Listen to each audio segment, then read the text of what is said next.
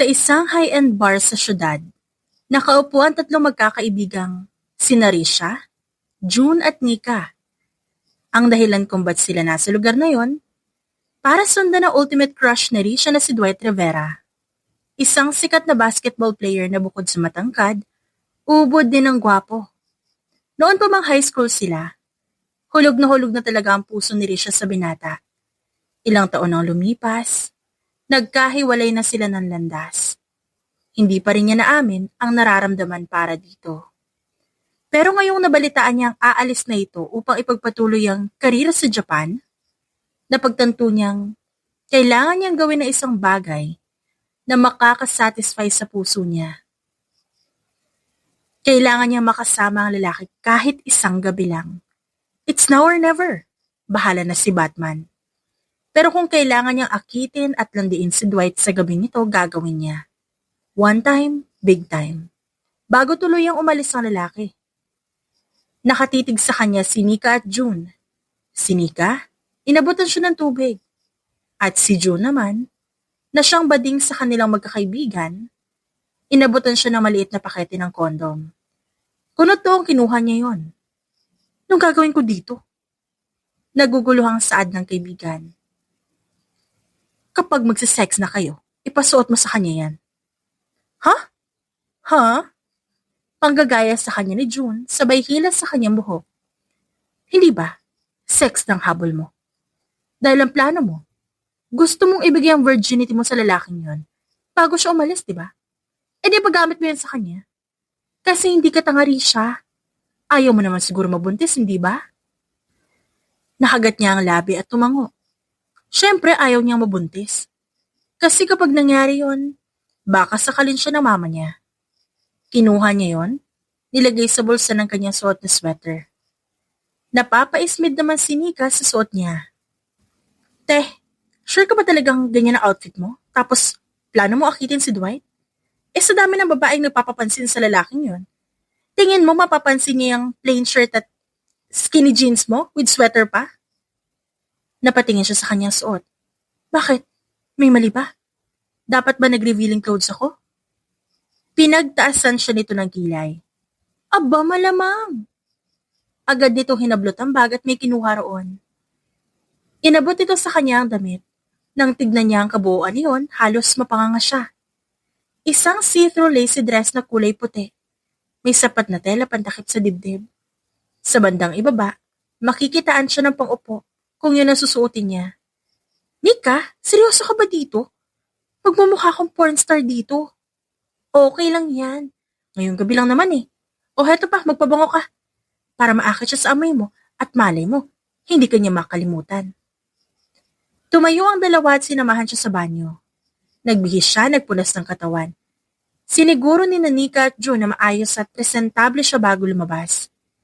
Inayos pa nga ng mga ito ang kanyang buhok. Paglabas ng banyo, para siyang nag-iibang tao. Nawala ang pagiging nerdy niya sa outfit niya ngayon. Pero para naman siyang kakabagin dahil sa lamig ng lugar, tapos ang nipis ng damit na suot niya.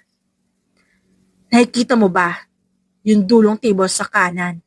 Nandoon si Dwight kasama yung mga kaibigan niya. Paglabas mo rito, pasimple kang lumapit. Galingan mo umarte ha. That's how you get the man tonight. Sa itsura mong yan, ewan ko na lang kung di pa siya maakit. Ani June, at sinisipat pa ang kanyang kabuuan.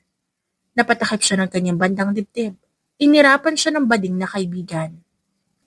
Gaga, as if naman magkaka-interest ako sa dibdib mo, no? Kahit na no, lalahay ka pa rin.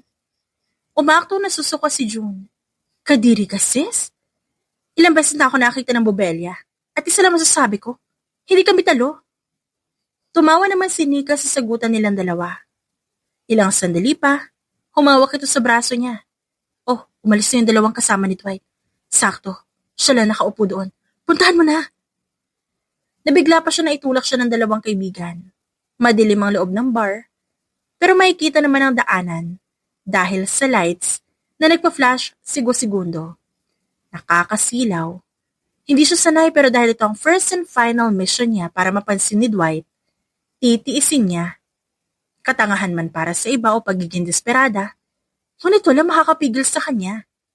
First love niya si Dwight.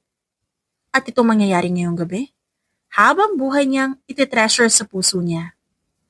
Habang naglalakad siya, nakadiretso lang ang tingin niya sa lalaki. Ngunit bigla siyang napahinto nang biglang may nakabangga siya. Halos mahilo siya dahil saktong tumama ang kanyang mukha sa dibdib ng isang matangkad na lalaki. What the hell? Mahinang saad niya, ngunit mukhang narinig yun ng lalaki. Hindi ka tumitingin sa dinaraanan mo, miss. Anito. Malalim at malaki ang boses ng lalaki at may diin yun sa paraan nito ng pagsasalita. Parang pinagagalitan siya nito. Nang magangat siya ng tingin, nakita niya nakatitig ito sa kanya. Halos manliit ang kanyang mga mata nang makilala ito. Kilalang kilala niya ang lalaki. Ito'y walang iba kundi si Alexander Romualdez, ang congressman ng isa sa mga distrito ng syudad. Typical playboy ang aura, ngunit hindi may tatanggi ang kagwapuhan. Para bang nagsilbi itong regalo ng langit para sa mga kababaihan. Halos hindi siya makapagsalita. Parang nalunok niya ang dila. Noon, sa telebisyon at mga video sa social media lang ito nakikita. Ngunit ngayon, harap-harapan mismo. Sa totoo lang, hindi siya nagkaka-crush sa ibang lalaki. Si Dwight ang laman ng puso niya. Ang mga pictures dito sa kwarto niya ang nagsilbing patunay na hindi mamamatay ang damdamin niya para dito. Pero ibang klase ang dating ni Alexander sa kanya. Parang kayang-kaya nitong durugin ang lakas ng dating ni Dwight dahil sa nagsusumigaw nitong presensya. Are you okay, miss? Ba't ka nakatulala? Napakurap-kurap siya nang marinig ang tanong nito. Hindi niya inaasahang sa harap ng congressman na ito, mapapahiya siya ng gano'n na lang. Napalunok siya at pasimpleng umirap. Hindi siya ang tipo ng tao na ikipag-away in public. Hanggat maaari palilipasin niya lang ang tensyon at iiwanan ng eksena. Ngunit mukhang hindi gagana yun sa lalaki na nakatayo sa harapan niya ngayon. Hinawakan nito ang kanyang braso. Marahan, pero may sapat na higpit para hindi siya makawala. I'm asking you. Humarap siya muli rito. Dumaan ang kanyang paningin sa labi nito. Paakyat sa tulay ng ilong. Hanggang sa wakas, magtagpo ang kanilang mga mata. May pupuntahan ako. Bitiwan mo ako. Kung ano man atraso ko sa'yo, humihingi ako ng pasensya. Sorry po, Congressman. Ngumisi ito at mas inilapit pa ang katawan sa kanya. Oh, so you know me. It's the first time I saw you here.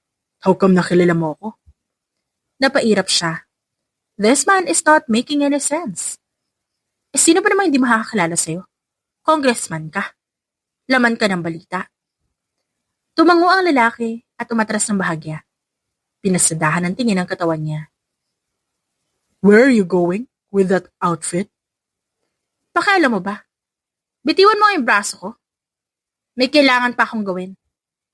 Dumulas ang kanyang mga mata patungo sa lugar na kinaroroonan ni Dwight. Wala pa rin ang mga kasama nito at nasasayang ang mga minuto dahil ang ayaw siyang pakawalan ng lalaking ito.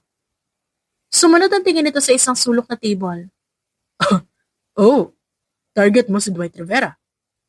Halos mamula ang kanyang mukha nang marinig ang sinabi ng lalaki. Hindi kailangan lang ako sabihin sa kanya. Let me go! Habang kaya ko pang magtimpi. Kung di mo ako bibitawan, mapipilitan akong saktan ka. Oh yeah?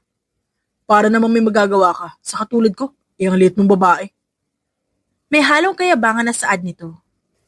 At doon, hindi na nakapagtimpi ang dalaga. Walang sali-salitang tinuhod niya ang pagkalalaki nito. Narinig niya ang mahina nitong pag-igik. At bago pa man tuluyang mapaluhod ang lalaki sa dance floor, dali-dali siyang kumaripas ng takbo palayo. Nagmadali siyang hinanap ang daan patungong banyo kung saan niya iniwan ang mga kaibigan kanina. Oh, ano nangyari? Gulat na tanong ni Nika. Sandaling niyang binalingan ng lugar na pinag-iwanan niya sa kawawang congressman. Ngunit hindi niya na nakita pa ito dahil sa dami ng taong biglang nagsisayawan sa dance floor. Nanginginig ang mga kamay niyang tumingin sa mga kaibigan.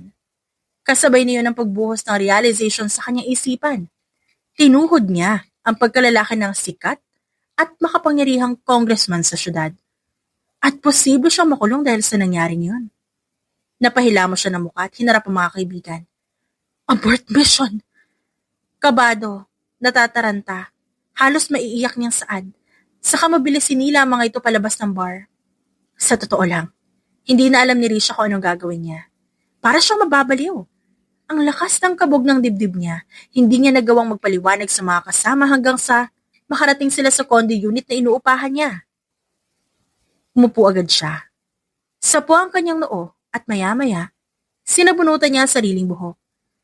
Naguguluhang nagkatinginan ng mga kasama. Ano ba nangyari? Ba't tayo umalis doon? Kaloho ka naman, sister. Nandun ka na, umalis ka pa, sayang ang chance. First and last chance mo na yun, oh. Walang ganang tumango naman si Risha sa sinabi ni June. Alam ko. Pero kasi may nangyari. Pakiramdam niya maiiyak na naman siya habang inaalala ang naganap sa bar. Nang ikwento niya yun sa mga kaibigan, kapwa na tigilan ng mga ito. What do you mean? Binayagan mo si Congressman Alexander Romualdez? The one and only bachelor and yummy-licious Alexander Romualdez? Tanong ni June, habang hawak siya sa magkabilang balikat. Lumapit na rin si Nika sa tabi niya at hinawakan siya sa braso. Hindi ko naman gagawin yun kung di niya ako hinarangan, no? Nanlalaki ang mga mata ng dalawa habang nakatingin sa kanya. Ilang sandali pa tumili ang mga ito na parabang nababaliw na. Tumahimik nga kayo, baka masita ako ng mga kapitbahay. Saway niya sa dalawa. Sis, alam mo ba kung gaano kailap yun sa babae? Kumunot ang noon niya at umirap. May ilap sa babae ka dyan, di ba babaero yon? Pinitik ni Nika ang kanyang noo. Ano babaero? Saan mo naman nasagap yung baligtang yan? Saan pa ba? Sa social media. Gaga, hindi totoo yon. Ang pinsan ko na si Darren, yung bading, sa office niya mismo nagtatrabaho bilang assistant.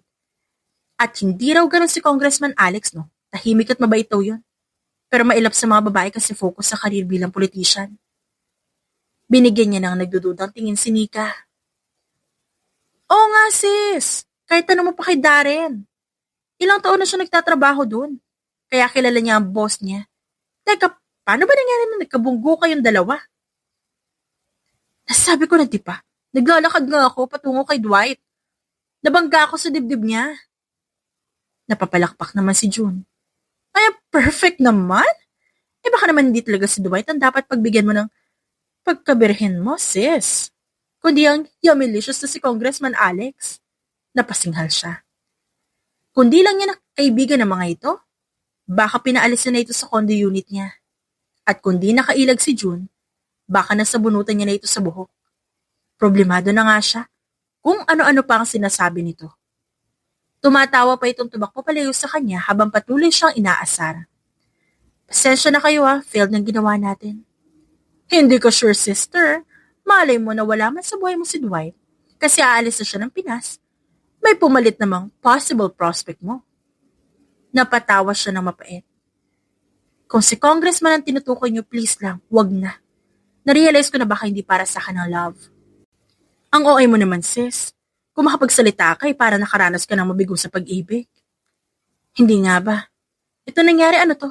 Failure to pagdating sa pag-ibig. I just lost Dwight.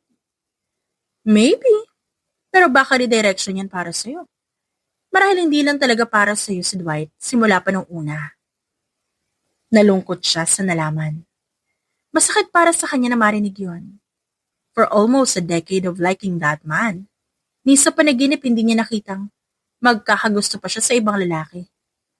Malabong magkagusto pa siya sa iba. Wala naman doon ang focus niya. Ngayon, ilalaan niya na lang ang oras sa trabaho. Baka sakaling tumaas pa ang posisyon niya. Sakaling makita ng kanyang superior na mas nagsisipag siya. Matapos ang gabing yon, hindi na siya tinantanan ng mga kaibigan patungkol kay Alexander Romualdez. Kaya lahat na yata ng meet-up session nilang tatlo sinusubukan niyang iwasan. Halos isang buwan na rin ang nagdaan. Siguro naman nakalimutan na ng lalaking yun ang nangyari. Matapos kasi ang nangyari, nag-deactivate siya ng mga social media accounts. Sinigurado niyang hindi siya mahahanap nito. Kahit medyo imposible. Alexander has a lot of connections. Baka nga isang araw bigla na lang may dumukot sa kanya para patayin.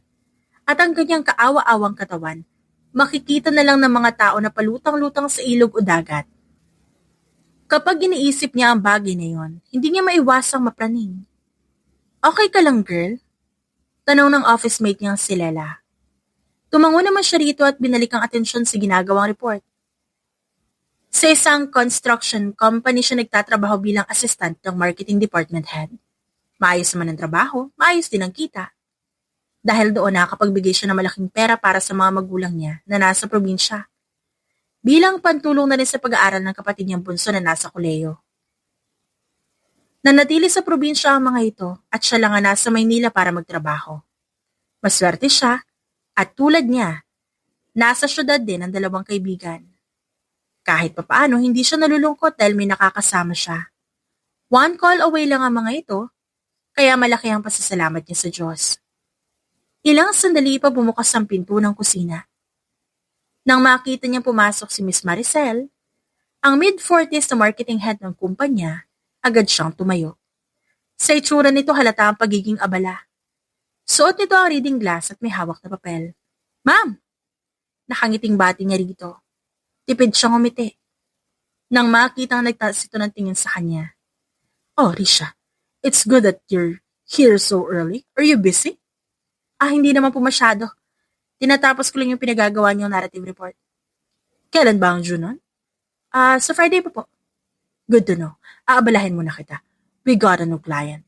This is a government project na kailangan mo pagtuunan ng pansin. And since mapagkakatiwalaan kita as my assistant, ikaw ang ilalagay kong taga-monitor para sa project na ito. Consider this as your training. Because one of these days, magre-retire din ako. And I want you to fill in my position when I leave the company. Parang biglang gumaan ang lahat para kay Risha. Para siyang lumulutang sa ere sa validation na natanggap niya mula sa kanyang superior. Sa 3 taon bilang junior member ng marketing department, pangarap niya noon pa na mapansin siya at makita siya ng mga katrabaho bilang isang competent employee at maaasahan. I will do everything I can to make sure na hindi ko kayo madidisappoint, Miss Maricel. Ngumiti ang ginang at inabot sa kanya ang folder na hawak nito. Take time to read this and later in the afternoon by 3 p.m., pumunta ka sa address na ibibigay ko sa'yo. There, you will meet the person behind this project. Kailangan mo i-record ang usapan niyo so I can verify details pagbalik mo na opisina. Kaya mo bang gawin ang bagay na ito, Risha? Yes, ma'am. Kayang-kaya ko po. Nakangiti pa siyang tumangutango. Masaya siyang bumalik sa kanyang table. Pag-upo niya, agad niyang binuksan ang folder. Sinuyod ng kanyang mga mata ang kahabaan ng papel, hanggang marating ang pangalan ng client. Halos manlaki ang kanyang mata nang makita kung sino ito. Walang iba, kundi si Congressman Alexander Banzon Romualdez. Pinikit niya ang mga mata at muling tinignan ang pangalan. Hindi naman siya namamalik mata. Tama ang kanyang nakikita. Nasapo niya ang kanyang mukha gamit ang palad. Naramdaman niya ang panginginig ng kanyang katawan. Halos 1 buwan siyang nagpanggap na hindi nag-i-exist sa mundo para lang makapagtago sa lalaking ito. Pagkatapos, dahil lang sa isang project ng kumpanya, magkakaharap silang muli. Ano ba naman klaseng kamalasan to? Nahihirapan niyang bulong sa sarili habang kagatang labi. 8:00 pa lang ng umaga. Sa bawat pitik ng orasan, parang sinusuntok ang puso niya. Ang bigat-bigat ng kanyang pakiramdam. Parang konting galaw lang maduduwal siya sa kaba. Sa isang kisap mata, sumapit ang 1:00 ng hapon. Kailangan niya mauna sa meeting place kaya agad siya nagmadali. Sa isang restaurant sila mag-meet nang kung sino mang ipadadala ni Congressman Romualdez. Dalangin niya na sana hindi mismo ang lalaki ang pumunta doon. Umorder muna siya ng orange juice at patuloy na nireview ang mga papel para hindi siya magmukhang walang alam mamaya sa consultation. Hindi nagtagal, may dumating na isang lalaki. Buong akala niya ito na ang kamiting niya base sa postura. Mukha itong engineer na nagtatrabaho sa gobyerno. Tumayo siya at naghanda upang batiin ito. Ang kaso, dinaanan lang siya ng lalaki at nakangiting sinalubong ang taong nasa likuran niya. Nawala ang kanyang inihandang ngiti at agad na palitan ng kaba ang pakiramdam niya nang makita ang lalaking pinagtataguan niya. Presko itong naglalakad. Suot ang matamis at malawak na ngiti sa labi. Sa hitsura nito, tila ba pinaghandaan nito ang meeting na yon. Maayos ang buhok, napakalinis tingnan. Napalunok siya ng sariling laway dahil hindi niya inaasahang Mas gwapo pa ito kumpara sa unang beses silang magkita sa bar. Ipinilig niya ang ulo at inalis sa isipan ang paghanga sa lalaki. Ang dapat niyang maramdaman ngayon, hindi admiration, kundi takot. Gusto niyang tumakbo ngunit pinipigilan siya ng isipan. Hindi niya pwedeng gawin yon. Panigurado matatanggal siya sa trabaho.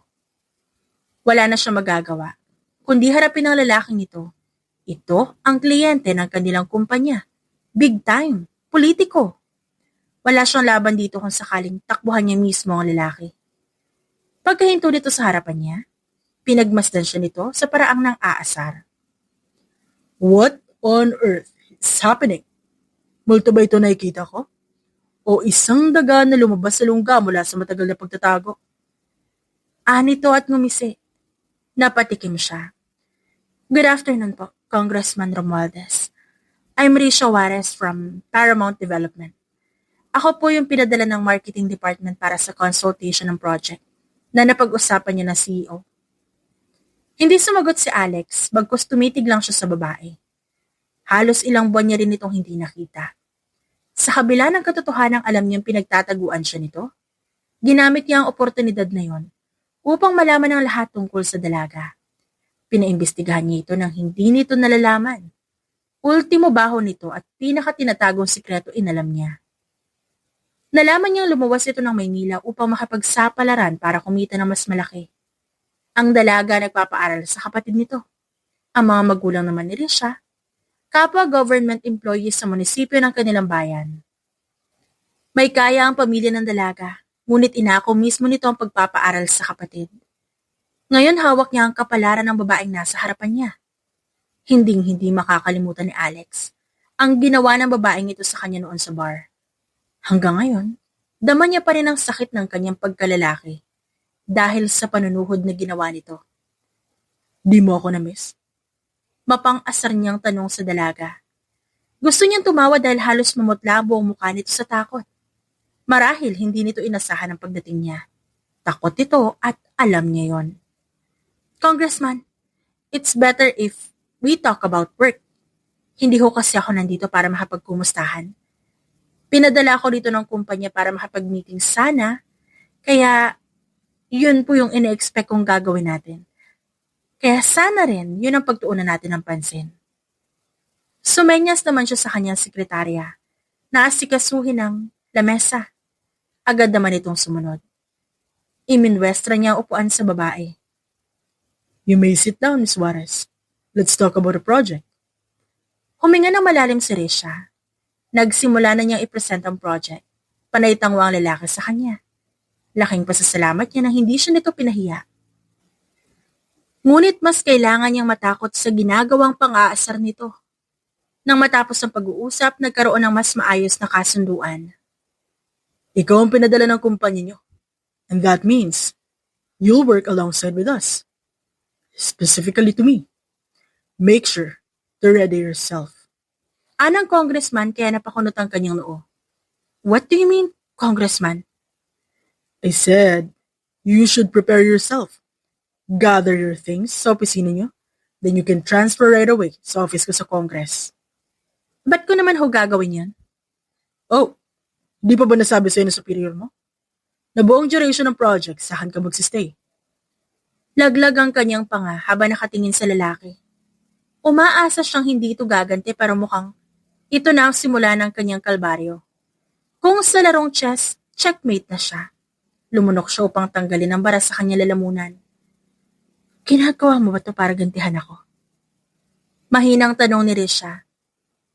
I don't do revenge, Miss Juarez. I play people instead. Mas lalong nanlambot si Risha sa narinig. You know, I normally hate women. But you're different. Nakuha mo ang atensyon ko. At yun ang pinakamalaking pagkakamali mo. It's just one mistake, sir.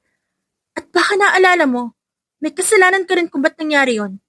Kung binitawan mo ako agad, nung sinabi ko sa'yo bitiwan mo ako, edi sana wala tayong problema. But you don't have to hurt me like that. Sinaktan mo pa ang birthday ko. Paano kung magka-problema ang alaga ko? At di na ako magkaanak dahil sa ginawa mo. Ang OA mo naman, congressman. Napasinghal ito sa harap niya. Easy for you to say, Miss Amazona. Bakit? Kapag ba hindi ako nagkaanak, ikaw mananagot? Bakit ako? Bakit hindi? Posibleng dahil sa ginawa mo, mawalan ako ng tagapagmana. E di magpa-check ka sa doktor mo? O di kaya subukan mo makipag-sex at tignan ko baka kabuntis ka? Tumaas ang tono ng kanyang boses. Nanlaki ng bahagyang mata ng lalaki. Sa lakas ng boses niya, napalingon ng mga tao. Maging siya nagulat nang ma-realize ang kanyang sinabi. Stress na nga siya. Dadagdagan pa ng nangyari. Napatakip siya ng muka. Mahirap na. Baka may kumukuha ng video. Makita pa ang mukha niya. Baka sumikat siya sa internet na wala sa oras. Nabigla siya nang biglang may humila sa braso niya palabas ng restaurant. Hindi na siya nakaangal pa. Labis ang kabog ng kanyang dibdib sa mga oras na yon. Nang buksan ng lalaki ang pinto at pinapasok siya sa loob, sumunod na lamang siya imbes na magreklamo pa. Nang maisara ang pinto ng kotse, umikot si Alex at umupo sa kabilang bahagi ng backseat. Sila lang dalawa ang nasa loob. Umiiwas siya ng tingin dito sa labis na hiya. Ngayon nahihiya ka? Sorry, hindi ko sinasadya. Ikaw kasi. Tumawa si Alex. Napapailing habang pinagmamasa ng babaeng hindi makatingin sa kanya. Ako na naman. Lahat na lang ba isisisi mo sa akin? Ako lagi ang agrabyado sa sitwasyon. Napaisip si Risha.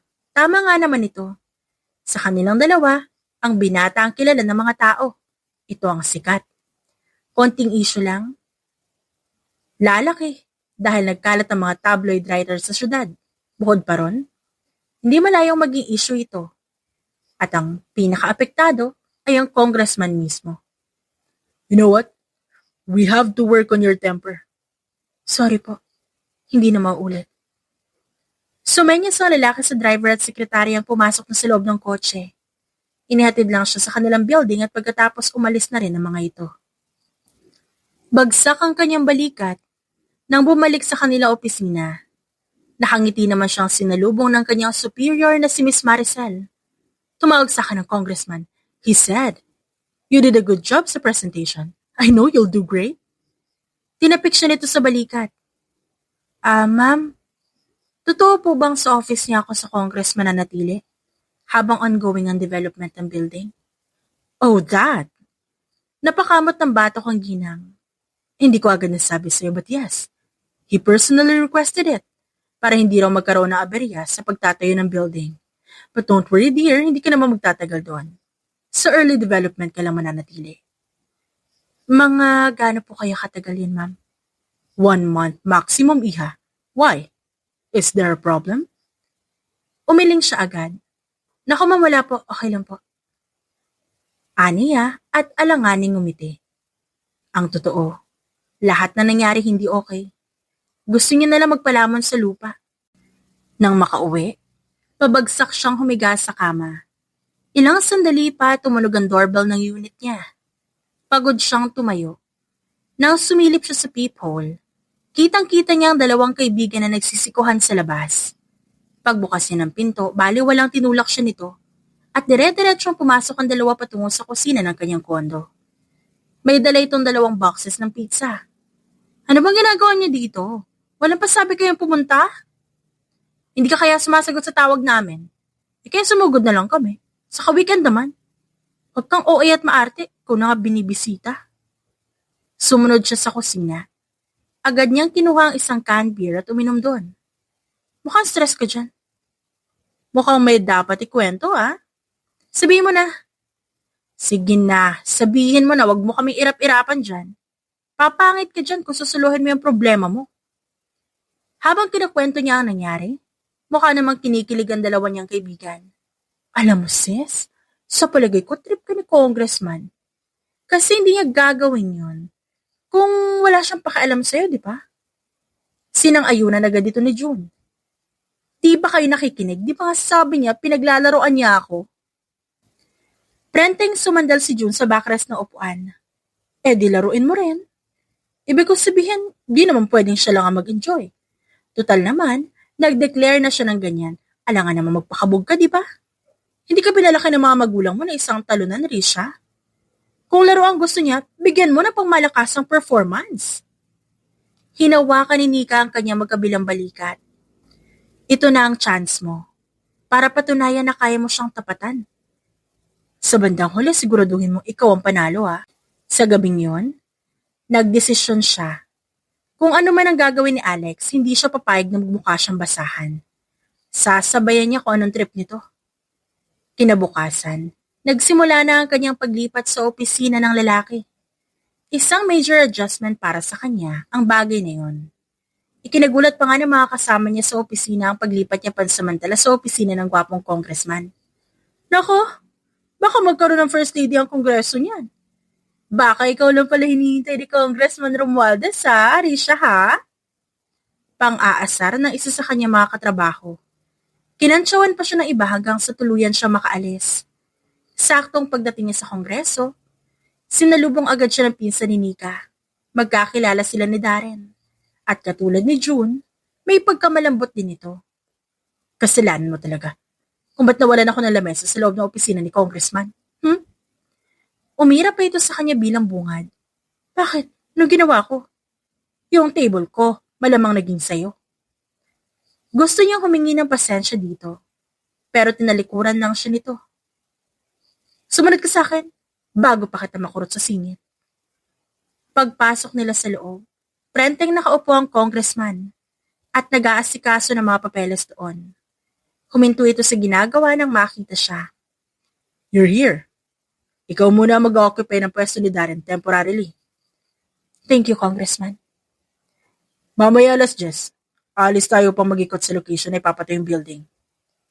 Tumango siya rito at tipid ng umiti. Sa mga lumipas na oras, halos maburo si Risha sa loob ng opisina. Hindi siya makagalaw na maayos dahil baka mapatingin siya sa gawin ng lalaki at aminado siyang nahihiya siya dito. Sa kanyang peripheral vision, kita niya pagiging abala ng lalaki sa ginagawa nito. Pasimple siyang tumingin. Hindi siya dinadaya ng kanyang mga mata. Talagang napakagwapo ng lalaki. Umiwas siya ng tingin dahil kung di niya gagawin yon, baka tuluyan na siya magka-crush dito. You're looking at me. May kailangan ka ba? Muntik na siyang mahulog sa kinauupuan sa sinabi ng lalaki. Napansin pala nito ang ginawa niya. Hindi ko kayo tinitignan, sir. Nakikita ko sa CCTV sa monitor ko. You're looking at me. May ebidensya ako dito, Risha. Kumabog ang kanyang dibdib. Nahuli siya nito at may ebidensya pa ito. Do you like me? Kung saan ito humugot ng kapal na mukha, hindi niya alam. Hindi ho! Talaga? Gaano ka kasigurado? Kasi parang may hidden desire ka sa akin sa paraan ng pagtingin mo. Sir, wala po akong gusto sa inyo. At hindi ho ako magkakagusto sa inyo, no? Talaga? Sigurado ka ba? Sigwapo kong to? Imposibleng di mo ako magustuhan. Kung alam mo siguro naman nagkakagusto sa'yo, kung gaano ka kayabang, baka pati mga yun umatras din. Napatawa ang lalaki. I'm just kidding, Miss Juarez. Hinihinay ka lang. Baka umusok yung ilong mo dahil sa pagiging pikunin mo. Hindi naman siya pikunin, pero pakiramdam niya kung magtatagal pa siya kasama ang lalaking ito. Baka hindi lang siya ma-high blood dito. Baka tuluyan na rin siyang mawalan ng bait. Inikot niya ang buong lugar habang abala sa pagtatrabaho ang lalaki. Pagsapit ng alas 10, sumama na siya sa pag-iikot ng binata sa location. Malawak ang lugar, nasa mataas na area. Ito ay project building na magsisilbing evacuation center para sa mga residente sa lugar na tatamaan ng kahit anong kalamidad. What do you think about the location? Para sa akin, maganda itong lugar. Mataas at hindi maaabot ng baha kung sakali man. Exactly why I chose this. At malapit lang ito sa opisina ko. Sakaling may kalamidad, magiging madali ang pamamahagi ng relief goods. Bumaling sa kanya ang lalaki. Uuwi ako sa amin mamayang gabi. Isasama kita. Kumunot ang kanyang noos narinig. Bakit mo ako isasama pa uwi? Hindi naman yung sakop ng trabaho ko. Pero may kasalanan ka sa akin. At gagawin ko kung anong gusto ko hanggat makabayad ka sa ginawa mo. Hindi naman ho fair yon. Life is never fair, Risha. You'll do as I say. Kung ayaw mo mawala sa'yo lahat na meron ka. Naningkit ang mga mata niya sa sinabi nito. Are you blackmailing me? I can do whatever I want with you, Risha.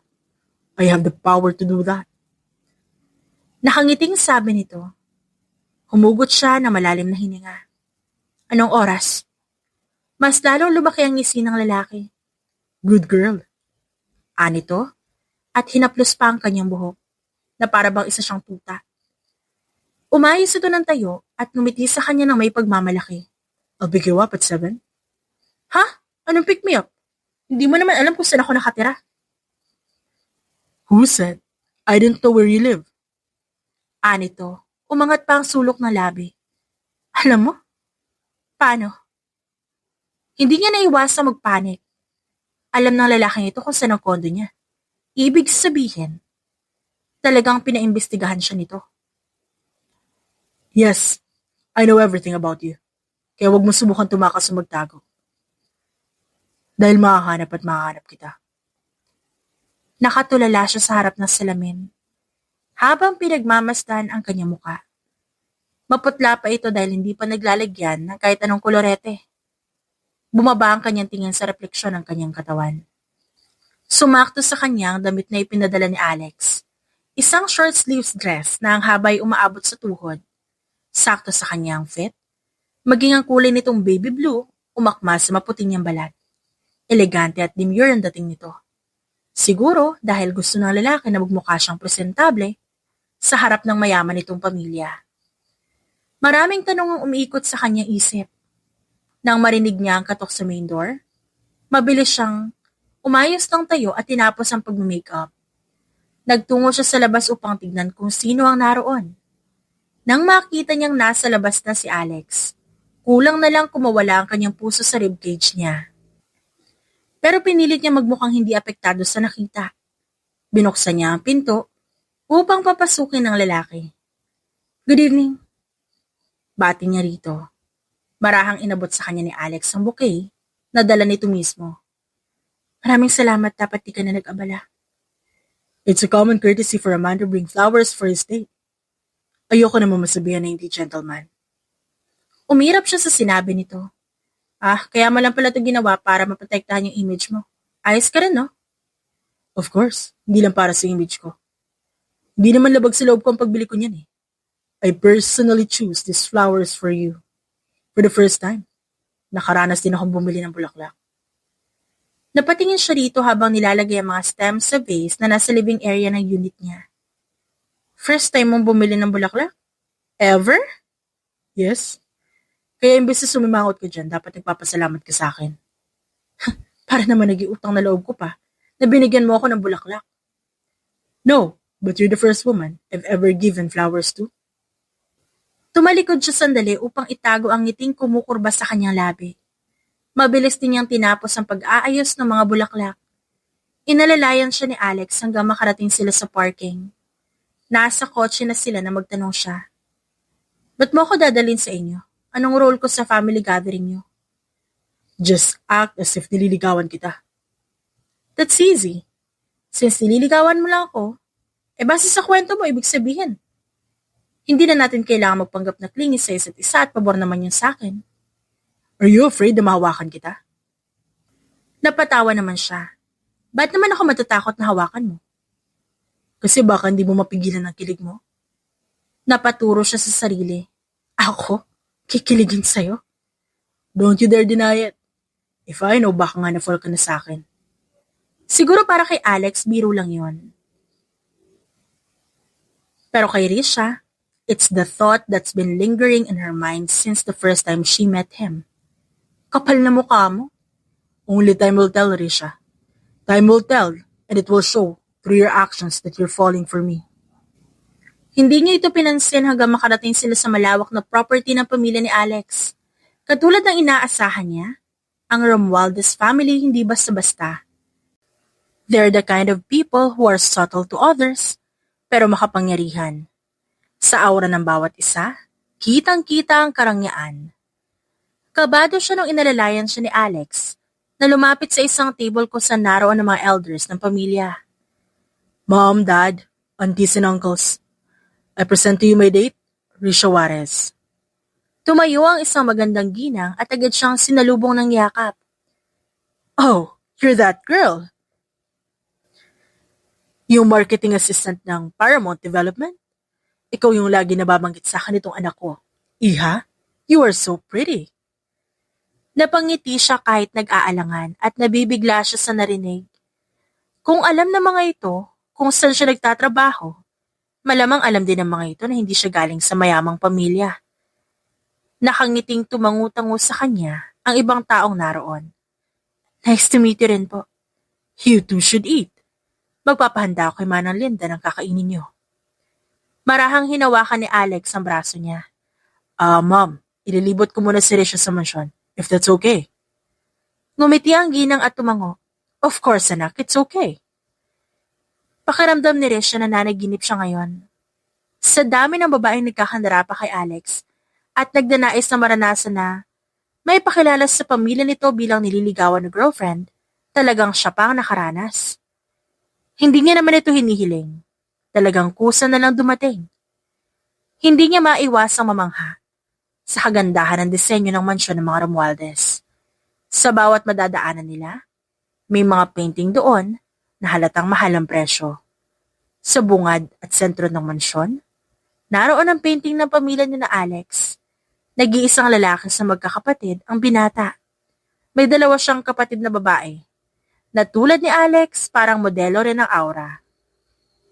Hindi ko yata nakita yung mga kapatid mong babae. They live in the US. Both already have their own family. Ako na lang ang walang pamilya. Nilingon niya ang binata.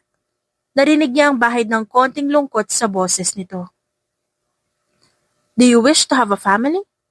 Of course, I want to have my own. Ayokong tumanda mag-isa. Somehow your words are very contradicting. Kumunot ang noon ng binata. Paano mo nasabi? Woman hater ka, pero gusto mo magkapamilya. How can you have a family of your own kung wala ka namang karelasyon? Do you have a trauma pagdating sa babae? Pang-aasar niya rito. Tumawa pa siya. Nang muli siyang tumingin dito, nakita niyang nawala ang ngiti sa muka ni Alex. Kung kanina magaan ang aura nito, ngayon tila biglang nagbago. May nasabi ba siyang mali? Uy, okay ka lang? Tipid na umiti sa kanya ang lalaki at tumango. Halika na, bumalik na tayo sa labas at baka naghihintay na sila. Teka lang, Alex. Galit ka ba? Sinubukan niyang hawakan ang braso ng lalaki upang pahintuin ito. Hindi, ba't naman ako magagalit? You look mad. Hindi ako galit, halika na. Hindi niya napinilit ang lalaki. Sumunod na siya rito. Hanggang matapos ang gathering, hindi ito nagsalita. Kahit nung hinatid siya nito ni isang salita, walang lumabas sa bibig nito. Buong gabi siyang dilat. Iniisip ko anong nasabi niya na nagpabago sa mood nito. Pabaling-baling siya sa kama. Hindi niya na alam ang gagawin niya. Pumatak ang 4:00 ng umaga pero dilat pa rin siya. Mukha kang bilasa ngayon ah. Puna ni Darren na makasalubong niya ito sa lobby ng opisina. Iba ang pakiramdam niya ngayon. Para siyang lalagnatin dahil sa puyat. Huwag mo muna akong awayan ngayon, Darren. Kailan ba kita inaway? Huwag ka nga OA dyan. Please, pagod na pagod ako. Baka puyat na puyat. Malaki na eye bags mo. Ang itim ng ilalim ng mata mo para kang sinuntok. Hindi niya pinansin ang sinabi nito. Pumasok siya sa opisina. Inaasahan niyang nasa loob na si Alex. Ngunit napakunot ang kanyang noon na makitang bakante ang lamesa nito. Lumabas siyang muli para silipin si Darren sa cubicle nito. Wala pa si Congressman? Wala. May pupunta daw na importante. Baka mamaya hapon pa yun bumalik. Importante? Alam mo ba kung saan? Humarap sa kanya si Darren at pinagtaasan siya ng kilay. Office assistant ako. Hindi hanapan ng mga taong wala rito. Malay ko dyan. Di ko naman boyfriend si Congressman para pati personal niyang lakad, aalamin ko pa. Napasimangot siya. Ang sungit naman. Pabulong niyang sambit at bumalik na sa sariling table at sinimulan ng magtrabaho. Patuloy ang paglipas ng oras hanggang sa sumapit ang 5:00 ng hapon, hindi pa rin bumabalik si Alex. Hindi niya maiwasang hindi mag-alala. Hindi niya alam kung nasan ito at kung anong ginagawa ng binata. Mas lalo siyang nangamba nang paglabas niya nakita ng pauwi si Darren. Tumingin siya sa upuan at pabagsak na umupo sa swivel chair. Dahil wala naman siyang gagawin, tinapos na lamang niya ang trabaho. Nagdaan ng mga araw, halos hindi na napapadpad ng opisina si Alex. Sinasadya na nito na iwasan siya. Sure ka ba na hindi siya papasok ngayon? Inis na nilingon siya ni Darren. Halata rito na iritable na ito kakatanong niya. Bakit di mo tawagan o i-text? Hindi ba at close naman kayong dalawa? Ba't ba akong kinukulit mo? Sorry, paano hindi? Assistant ka niya. Baka lang alam mo kung nasan siya at ayaw mo lang sabihin. May ganitong pangyayari na ba noon pa? Dumating ba sa point na bigla na lang siyang nawawala, hindi nagpaparamdam, ganon? Humugot ng malalim na hininga. Ang binabae. Alam mo, Risha, it's not my story to tell. Pero sige, para makampante ka, tigilan mo na rin ako. Yearly, may ganitong senaryo. Nawawala si Sir Alex ng 1 linggo. Pinakamatagal, 10 araw. Bakit daw? Sigurado ako may rason yun. Oo naman, syempre meron. Dinadalaw niya ang ex-girlfriend niya sa sementeryo. At nagluluksa lang siya sa loob ng mga araw na wala siya rito. Parang isang malakas na sampal ang dumapo sa mukha ni Risha. Bumuhos na naman ang mga tanong sa isip niya dahil sa nalaman. Akala niya, walang naging nobya ang binata. Sabi nito, siya ang una nitong binigyan ng bulaklak. Nagsinungaling lang ba ito sa kanya? Parte ba ito ng pagiging laruan niya sa mata ni Alex? Sa bandang huli, wala siyang ganang tumango kay Darren. Sige Darren, salamat. Nang sumapit ang 11 araw, halos mawala na sa tamang pag-iisip si Risha. Hindi niya alam kung ba't ganun ang nararamdaman niya. Gustong-gusto niyang kausapin si Alex pero hindi ito nagpapakita sa kanya. Sa mga araw na wala ito, parang binubugbog din ang puso niya. Normal ba ang ganito o may mali na sa kanya? Aminin mo na sis, in love ka na sa kanya no? Tanong ni Nika habang umiinom ito ng alak. Si June naman, nakatingin lang. Namamaga na yung mata mo. Hindi na yan puyat sister aminin mo, umiiyak ka gabi-gabi, tama ako? Napahila mo siya ng palad sa kanya muka. Alam ko naman kasing, laruan na ako sa paningin niya Alam ko namang hindi seryoso yung lahat. Ganti lang yun sa mga kasalanan ko pero ang tanga ko kasi may parte ng puso ko na umasang posible niya rin ako magustuhan. Hindi ka tanga, sister. Nagmahal ka lang. Sa isip mo, naging tanga ka kasi nagustuhan mo siya pero yung totoo. Kung ano man yung nararamdaman mo, valid yan. Kahit ako, kung mabibigyan ako ng pagkakataon makatrabaho si Alex at makilala siya sa paraan ng pagkakakilala mo sa kanya, baka nagustuhan ko rin siya. And I know, you tried to stop your feelings. Kilala kita rin siya, malakas ka Malamang lahat ng paraan ginawa mo para hindi ka mahulog. Pero sa bandang huli nasaktan ka pa rin. Walang mali sa pagmamahal. You actually can love a person without asking anything from them in return. At hindi masama yun. Pero dapat, kilala mo rin ang sarili mo. You should know when to push it and when to stop it. Lalo na kapag nasasaktan ka na. Ang gulo kasi Nika Parang ilang araw na dumaan. Parang ako yung nawala sa sarili ko. Siya naman yung missing in action. Loving someone makes us feel stupid and that's okay. Isang patunay lang yan na tao ka. Nakakaramdam. Nagmamahal. Nasasaktan. Marino, makakaraos ka rin. Nilapitan siya ni June at Nika at niyakap. Sister, always remember, hanggat di mo pa naisusuko ang bataan, ligtas ka sa kahit ano. Natatawa niyang hinampas ang braso ni June dahil sa pagiging mapagbiro nito. 15 araw, walang kahit anino ni Alex sa opisina. Ito rin ang huling araw niya na magtatrabaho doon. Bukas, balik na siya sa mismong company building. Sa nakalipas na 15 days, tanging ang architect at engineer ng project ang kausap niya. Sila na ang nag-asikaso ng mga detalye at mga importanteng bagay na may kinalaman sa pagbuo ng evacuation center. Ginawa niya pa rin ang trabaho niya at yun ang isang bagay na hindi niya pinagsisihan. Aalis siya sa opisinang ito na nagampanan niya na maayos ang kanyang trabaho. 8:00 ng gabi. Naroon pa rin siya para linisin ang dating workstation ni Darren. Ayaw niya makarinig ng kahit anong reklamo mula dito, kaya dapat walang bakas ng kahit anong dumi ang iiwan niya roon. Akmang bubuhati niya na ang kahon ng kanyang mga gamit nang biglang bumukas ang pinto. Akala niya gwardya yon na nagro-ronda. Pero nagulat siya nang makitang si Alex ang pumasok. Nagkagulatan pa silang dalawa. Sa hindi inaasahang pagkikita, marahil inakala nito wala na siya sa opisina. Heto na naman ang pamilyar na kabog ng kanyang puso. Nakabawi rin naman agad ang lalaki sa reaksyon nito. Nandito ka pa pala. Anito sa mahinang boses. Nasaktan siya sa sinabi nito. Ang inaasahan ba nito wala na siya ron? Marahil ganun ang ginagawa ng binata. Kapag wala na siya sa opisina, ito naman ang pupunta roon para trabahuhin ang mga papeles.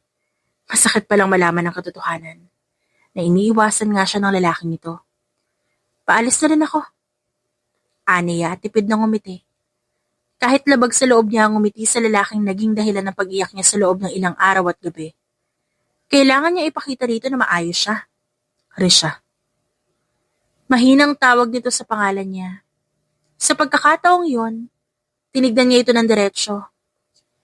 Isang bagay na dapat hindi niya nalang ginawa. Kung gaano siya kahagard at kalungkot sa mga nakalipas na araw. Ang lalaking ito parang wala namang pagbabago. Gwapo pa rin at di naman mukhang nagluksa. Okay na, di mo na kailangan kausapin. I'm sorry. Walang sere-seremonyang sabi nito. Hindi, okay lang.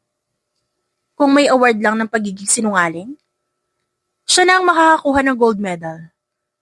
Kasi paano siya nakakangiti sa lalaking ito? Habang sa loob-loob niya, umiiyak siya. I know it's not. Huwag ka na magsinungaling. Hindi ako nagsisinungaling. I'm okay. Nakikita mo naman, di ba? Lumapit ito sa kanya. Is that how you really feel? Okay, sa loob ng 15 days, nawala ako. Talaga bang okay ka? Tumaas ang kilay niya. Nilunok ang baras sa kanya lalamunan at tumitig sa lalaki. Bakit? Ano bang gusto mo marinig? Yung totoo. Anong totoo? Heto oh. Nakatayo ako sa harap mo. Nakakausap kita. What do you want to know? Yun tungkol sa trabaho? Ayun, okay naman. Napag-usapan namin na maayos ng engineer at architect. Nasa table mo na yung lahat ng finalized documents. Pirma mo na lang kailangan. I did my part with flying colors, Congressman. Humugot ng malalim na hininga ang lalaki. You're not saying the truth. Anito at tumaas na ang tono. Lahat ng pagtitimpi at pagpipigil ng emosyon, doon na nagsimulang kumawala. Hindi kita maintindihan, Congressman. Sinabi ko na lahat, ano ba problema mo? Okay. Ano ba gusto mo marinig? Gusto mo bang marinig na nag-alala ako sa pagkawala mo? Na halos mabaliw ako dahil sa pagiging missing in action mo ng mga nakalipas na araw. Tapos di mag-text o tumawag di mo man lang magawa. Na halos hindi na ako makakain at makatulog kasi iniisip ko kung okay ka ba. Na umiiyak ako gabi-gabi kasi nalaman ko nagka-girlfriend ka pala. Na alam ko namang laro lang ang lahat. Lahat-lahat para sa'yo. Pero may parte sa puso kong umaasa na totoo. Na sana pwede tayo. Na sana magustuhan mo ako kasi gusto kita. Yun ba ang gusto mong marinig? Then it's up to you kung ano gusto mong paniwalaan. Kasi tapos na ako rito, Congressman. I'm sorry, Risha. Ang sorry? Para lang sa mga kasalanang hindi sinadyang gawin. Pero ikaw, intentional yung pananakit na ginawa mo. Naturingan kang congressman, professional politiko, pero nawawala ka na lang bigla. Baka nakakalimutan mo dinala mo ako sa lintik na opisina mo. Hindi ko naman hiniling to eh. Sabi mo, nandito ako para makasama mo ako sa detailing ng project. Pero iniwan mo ako sa Eric Congressman Romualdez. Kaya kainin mo yung sorry mo. Lunukin mo para mabusog ka. Bitbit ang bag at box na naglalaman ng gamit.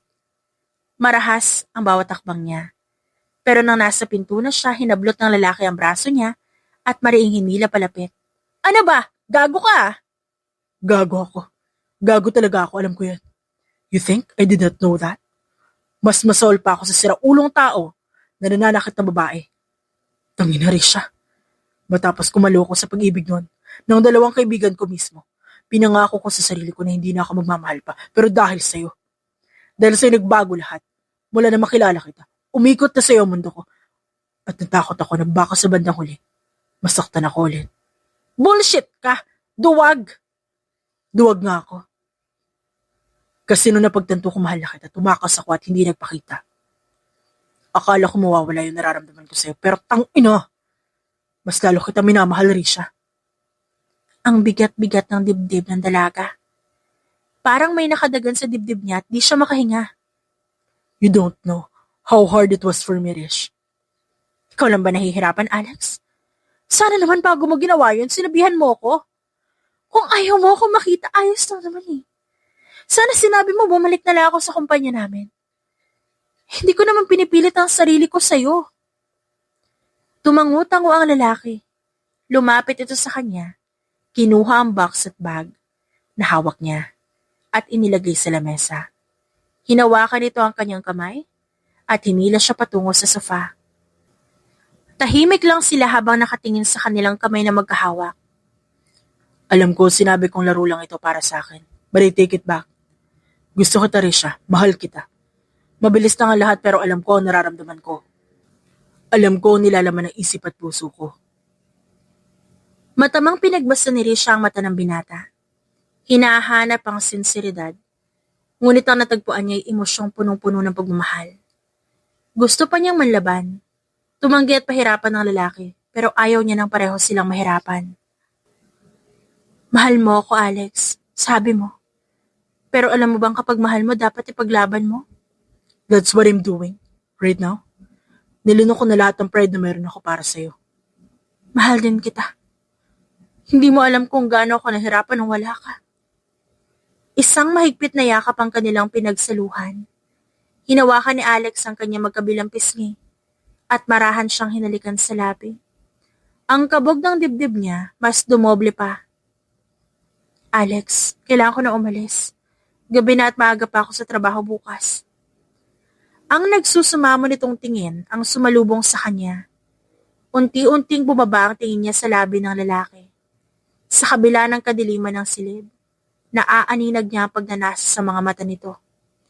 Walang ano-ano'y siya na ang humalik dito. Ngunit bago pa man tuluyang magpatuloy ang kanilang ginagawa, siniguro muna ni Alex na nakadouble lock ang pinto ng opisina niya. Pagbalik niya sa sofa, marahan niyang inihiga si Risha sa malambot na upuan. Nagsalo sila sa nakakabaliw na halikan. Naramdaman niya ang inis sa kanyang sistema. Ang panggigigil, ang paglalabis na, makasama ang babae. Hanggang sa nilukob na sila ng init. Isang uri ng init na alam niyang ang babae lang ang makakatanggal. Sa loob ng opisinang yon, naganap ang pagniniig ng dalawa. Pagkatapos, sa loob ng kotse tahimik lang silang dalawa. Nakatulala si Risha habang nagmamaneho si Alex ng sasakyan. Did it hurt? Mahinahong tanong nito sa kanya. Ang mga mata nito'y nasa kalsada. Sinamaan niya ito ng tingin. Alam mo na ang first time ko nagtatanong ka pa. I'm sorry. I didn't mean to hurt you, Rish. Pasensya na. Hindi na ako nakapagpigil. I know it's still hurting. Alam ko hindi mo na-enjoy ang first experience mo, but I'll do better next time. Ano next time? Tumaas ang boses na ani niya. Bakit wala na bang next time? Hindi siya agad nakasagot. Ang sabi mo hindi ka pa nagkaka-girlfriend. Agad siyang bumaling sa bintana at pumikit ng mariin. Hindi niya sinasadyang masabi ang nasa isip. Because I didn't even consider that woman as my girlfriend. She was actually my best friend. Dalawa sila na isa ko pang kaibigan na lalaki. We are 3 in the friendship we made and I liked her during high school. Ang kaso, wala akong idea na gusto rin siya na isa pa naming kaibigan. Both of them knew that I like her. Pero ang ending pinaglaruan nila ako. I was mad at them and was willing to cut ties with them nang malaman ko na aksidente sila sa isang car collision. Both of them died. Hanggang makilala kita. Dala ko pa rin yung sakit na dinulot nila sa akin. Kung nagustuhan mo siya, ibig sabihin binigyan mo rin siya ng bulaklak nun. Nagsinungaling ka pa rin sa akin. Ginagap ng lalaki ang kanyang palad at pinisel. I did not give her any flowers. Never. Maya-maya tumawa ang lalaki na siyang ipinagtaka niya. Wait, nagsiselos ka ba sa isang taong patay na? Hindi ako nagsiselos, no? Aniya at umirap. Risha, let me tell you one thing. I only gave myself to you, and we are each other's first time. Napakurap-kurap si Risha sa narinig. Sa itsura ng lalaking ito, mahirap paniwalaan na wala itong ibang nakatalik noon. Pero makikita sa ekspresyon nito nagsasabi ito ng totoo. I don't want to push you to believe me. I'm just telling you the truth, na hindi ko ikakahiya kahit kailan. May kung ano humaplos sa puso niya sa mga oras na yon. Isang hagod ng assurance sa kanyang sistema. And I plan to surrender myself to you forever. Ang cheesy mo naman. Pero kinikilig ka. Inirapan niya ang lalaki. Saka tinuon na lang ang atensyon sa mga gusaling na dadaanan ng sasakyan. Pagkarating sa kanyang kondo, inasahan niyang aalis agad dito pagkahatid sa kanya sa itaas. Pero ikinagulat niya nang manatili ang lalaki. Hindi ka pa ba aalis? Tanong niya rito. I wish to stay here at bantayan hanggang makatulog ka.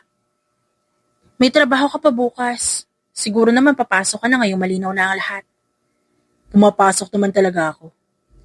Nakangising-an ang lalaki sa kanya. Hinihintay ko lang na umalis ka ng office. Night shift. Ganun. Naningkit ang kanyang mga mata sa narinig. Sinasadya mo talagang iwasan ako, no? Nagkataon lang na nahuli kita kanina, ganun ba? Alanganing umiti ang lalaki at napakamot sa batok. Napailing siya. Sino ba naman mag-aakala na ang congressman na kinatatakutan na nakararami, parang tuta na ngayon sa kanyang paningin. Ibang-iba ito sa pinapakita ng lalaki sa mga tao. Iba rin kapag magkasama sila sa pribadong lugar. At kung hindi kita nahuli, siguro hindi ka pa magkakalakas ng loob na umamin ng nararamdaman mo. Tumawid ng tayo si Alex habang inaayos ang kanyang higaan. Actually, bukas sana talaga ang original plan na kakausapin kita. But life surprised me with this, and it's so much better than I expected. Ang sabihin mo, wala ka lang talagang choice. Nangyari na ang nangyari, Risha. At hindi ako nagsisisi. I hope you feel the same way too. Napanguso siya habang inaayos ang sariling kama. Mas gumaan ang pakiramdam niya dahil tinulungan siya ni Alex sa pagligo. Nakaalala ito sa kanya dahil talaga masakit ang kanyang binti. Okay na ako rito, umuwi ka na. Lumambot ang ekspresyon ni Alex at lumapit sa kanya upang bigyan siya ng magaang halik sa noo. Alright, since pinapalayas mo na ako, aalis na ako para makapagpahinga ka na rin na maayos. Tipid na tangulang ang tinugon niya rito. Nang tuluyang makaalis ang lalaki sa unit niya, siya naman na nakahinga ng maluwag. Hindi niya maiwasang alalahanin ang nangyari sa opisina ng lalaki. Gusto niyang tumili dahil sa halo-halong emosyon. Hiya, pagkadismaya, inis sa sarili at kung ano-ano pa. My gosh, Risha, ang rupok-rupok mo! Ibinaon niya ang mukha sa unan at doon na lang impit na tumili. Ilang linggo, magmula na makabalik siya sa company office. Medyo naninibago siya dahil maraming binibigyan na trabaho si Miss Maricel sa kanya. Sa kabilang banda ay kinatutuwa naman niya yon. Ibig sabihin lang nito, pinagkakatiwalaan na siya nito sa mga major projects ng kumpanya. Ngiting-ngiti parang hindi man lang na-stress at umiyak-iyak nung nakaraang linggo. May bahid ng pangaasar na ani June habang nakatambay sila sa food court sa isang mall. Kasalukuyan silang kumakain pagkatapos silang manood ng movie sa theater. Agad niya itinabi ang cellphone at nag-focus na lang sa pagkain. Ay, pakaramdam ko may tinatago itong kaibigan natin. Ani Nika. Mas lalo pang inusisa ang ekspresyon ng kanyang muka. Nang hindi na siya makaiwas, doon na siya bumuntong hininga at hinarap ang dalawa. Okay na. Napakunot ang noon ng mga ito. Okay na? Anong okay na? Okay na as in okay kayo? Okay na as in naka-move on ka na? Okay na as in kami na. Nagpalitan ng tingin ng dalawa, naghawak kamay pa ang mga ito, bago naguguluhang tumingin sa kanya. Hanggang sa wala na siyang nagawa kundi ikwento lahat ng nangyari. Kinailangan pa niyang sawayin ang mga ito sa ingay ng ekspresyon ng mga ito. Lalo na si June na umarte pang mahihimatay. Kaga, gumamit pa siya ng kondom? Tanong ni Nika. Hindi yata, kasi mahirap kung gagamit ng kondom kapag virgin ang girl. Patanong pa niyang saad. Tanga ka, te. Paano kung may mabuo? Hysterical na reklamo ng kaibigan niya. Ano ka ba, sister? Okay lang yun, no? Kung may mabuo, edi magkakababy sila, magiging ninang na tayo. Huwag mo nang awayin si Risha. Mag-26 na yan, ready na yung maging ina. Bigla siyang kinabahan. Ready na nga ba siyang maging ina? Hindi niya naisip yon. May posibilidad bang mabuntis siya? Kung ano-anong tanong ang pumasok sa isip niya. At hindi niya maiwasang magpanik. Hinawakan ni June ang kamay niya. Risha, kahit anong mangyari, nandito lang kami para sa'yo. Huwag mo masyadong isipin. Kung mabuntis ka, edi blessing. Kung di naman, then be thankful. Ang importante, alam mo sa sarili mong wala kang ginagawang masama. Lumapit sa pinakamalapit na upuan ng dalawa niyang kaibigan at niyakap siya ng mga ito.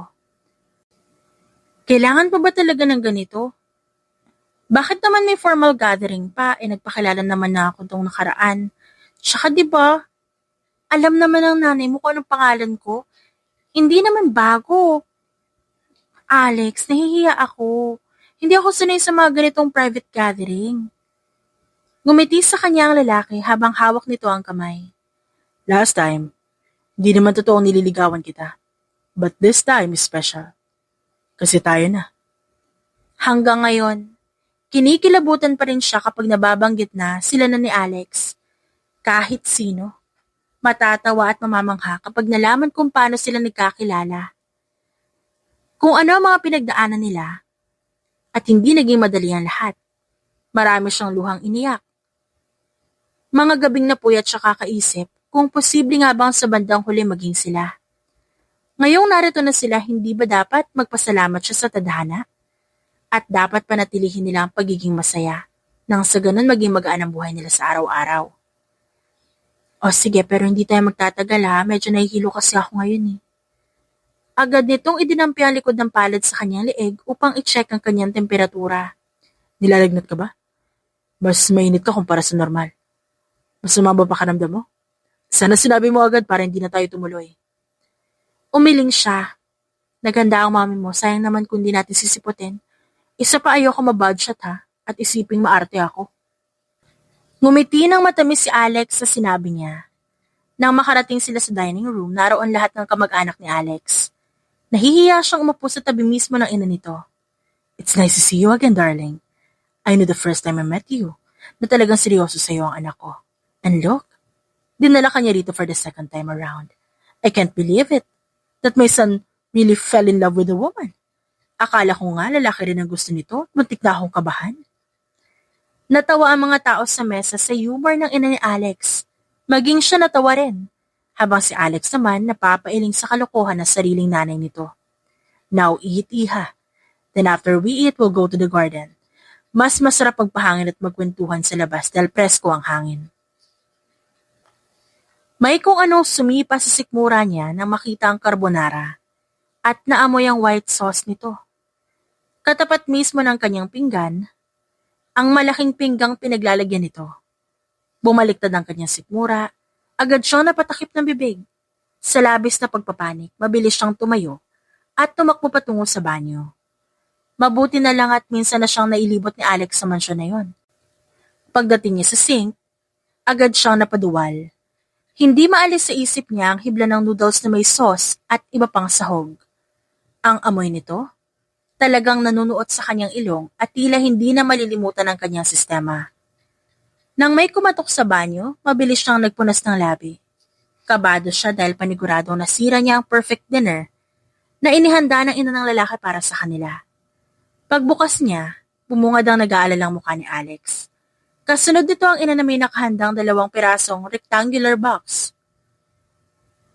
Maano yan? Kunot noong tanong ni Alex sa ina. Nakangiti namang inabot lang sa kanya ni Mrs. Romualdez sa mga ito. At nang makita niyang pregnancy kit, kumabog ang kanyang dibdib. Bago pa man makapagsalita si Alex, agad niya sinara ang pinto at dali-daling umupo sa bowl. Shit, ilang linggo na ba? Shit naman, Risha. Ani niya sa sarili. Nang mailagay niya ang patak ng ihi sa test kit, naghintay siya ng ilang minuto bago tingnan ang resulta. Mahigpit niyang hinawakan ng 2 pirasong test kit at mabilis na lumabas ng banyo. Nakita niya nag-aalala ang mukha ni Alex. Inilahad niya ang palad at pinakita rito ang 2 pulang guhit sa parehong piti. Napahilamos si Alex, gamit ang sariling palad at mabilis siyang niyakap. Maraming sinabi ang lalaki, pero isang bagay lang ang naisip niya ng mga oras na yon. Hinawakan niya sa magkabilang balikat si Alex at seryosong pinaharap sa kanya. Napatunayan mo na hindi ka baog, kaya wag mo na ulit akong sisisihin sa nangyari sa atin sa bar noon ha. Humalakhak ang lalaki. Walang mapagsidlan ng tuwang naramdaman si Risha at Alex. Marahil, nakatadhana talaga sila magkita noon. This man saved her from her stupid plan na akitin ang ultimate crush niya noon. This man loves her so much at araw-araw nito yung pinapakita sa kanya. Marami man siyang planong hindi natupad sa buhay, ngunit para kay Risha, ang importante, natagpuan niya na ang lalaking makakasama niya habang buhay. Masaya sila at yun ang pinaka-importante para sa kanya. The end.